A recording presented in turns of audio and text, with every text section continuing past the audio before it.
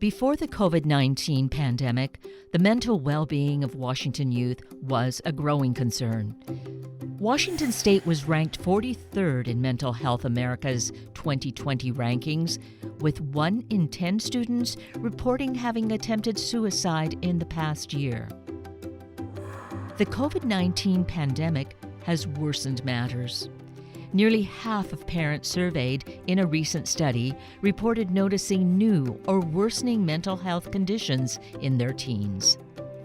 A 2021 youth survey indicated 38% of Washington 10th graders and 45% of Washington 12th graders felt so sad or hopeless for 2 weeks or more that they stopped doing their usual activities. Mental health concerns are compounded by disparities. There are higher rates of mental health challenges for LGBTQ+ youth and for youth who identify themselves as 2 or more races.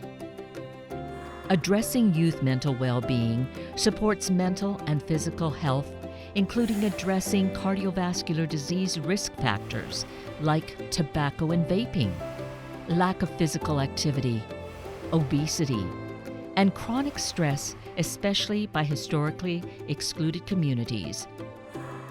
Schools, caregivers, and families, along with community-based organizations, can work together on a multi-tiered approach.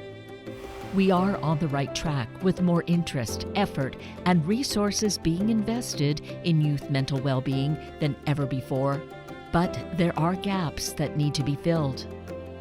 And the American Heart Association has a role.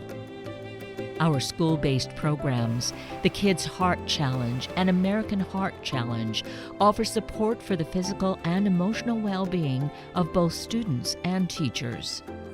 And we can continue to advocate for state and school district policies that fight tobacco and vaping through funding for prevention and cessation, and for resources that build health equity and strengthen mental well-being.